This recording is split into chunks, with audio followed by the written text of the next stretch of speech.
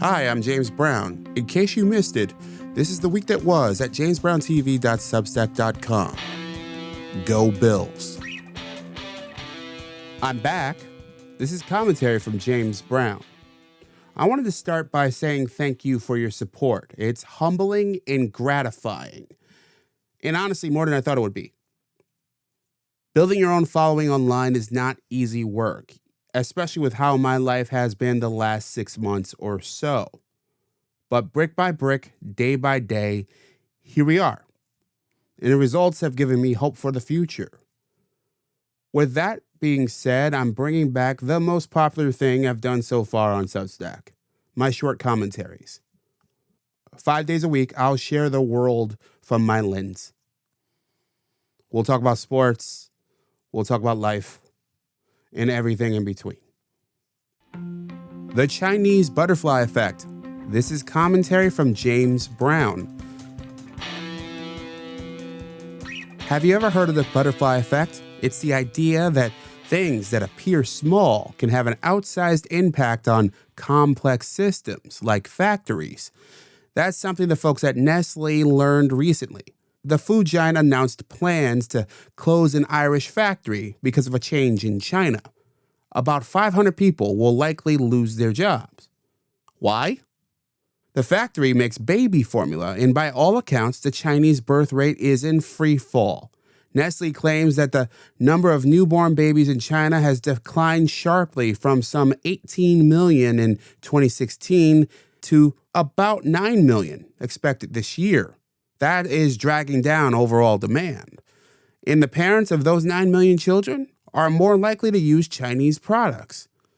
The birth rate drop is the latest echo of yet another butterfly effect, China's insane one-child policy, which went into effect in 1979, ironically because of fears of overpopulation. It was repealed in 2015. But the problem is, it takes 30 years to have more 30-year-olds to have all the babies. Let me know what you think at jamesbrowntv.substack.com. You can email me at jamesbrowntv@gmail.com or leave me a message at 585-484-0339. On that note, I'm James Brown, and as always, be well. Help the shy person. This is commentary from James Brown. The late Larry King talked to more people than just about anyone on Earth.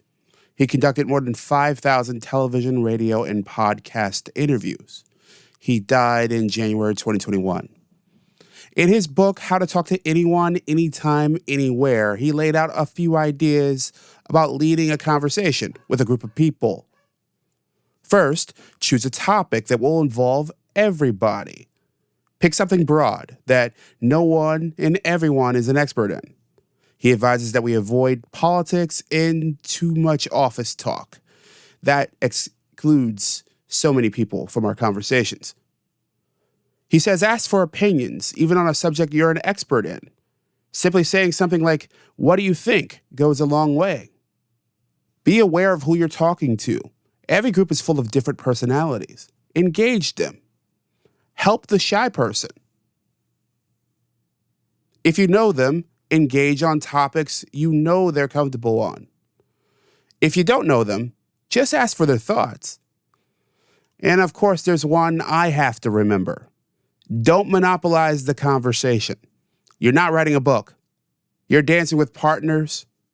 Be patient, and don't let your feet get entangled with theirs. He's a bad mother, shut your mouth. This is commentary from James Brown. Richard Roundtree is dead.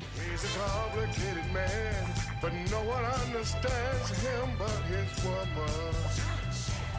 And that is the iconic theme from Shaft by the late Isaac Hayes. In his first film role, Roundtree played the role that made him famous, Shaft, John Shaft, a punchy, sarcastic, snarky black private eye, often credited as the first black action hero. He was a bad mother, shut your mouth. The mob wanted Harlem back. They got Shaft up to here. In the movie Shaft, a ragtag group of gangsters and African nationals took on the mob. The film quickly became one of the most famous blaxploitation films.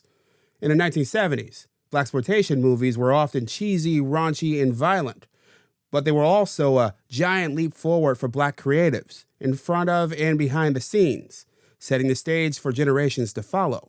It also launched Roundtree's career. Over the course of a half-century, he starred in film and television roles in Roots, Desperate Housewives, The Fresh Prince of Bel-Air, Seven, Speed Racer, Brick, and more. But for people like me, he'll always be Shaft, star of one of the first films I ever remember seeing. He died of pancreatic cancer. He was 81.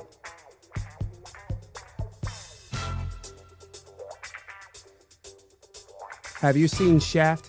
Let me know what you think of it at jamesbrowntv.substack.com.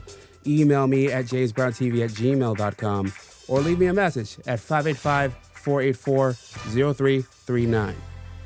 On that note, I'm James Brown, and as always, be well. The Long Slog Home. This is commentary from James Brown. I walked into the lobby of a downtown building surrounded by parking.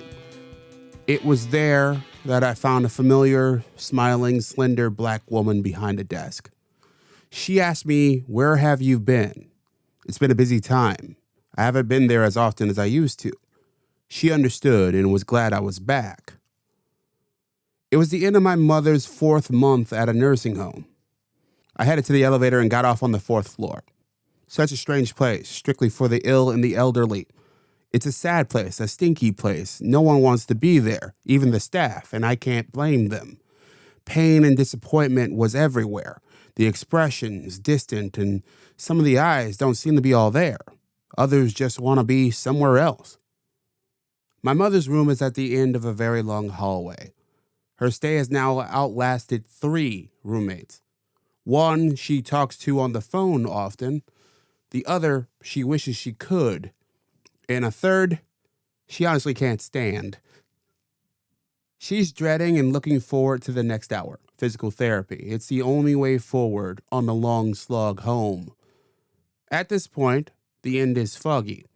She's too weak to stand and needs too much help to go home. And the days and weeks and months are clumping together. Let me know what you think at jamesbrowntv.substack.com. You can email me at jamesbrowntv@gmail.com or leave me a message at 585-484-0339. On that note, I'm James Brown, and as always, be well.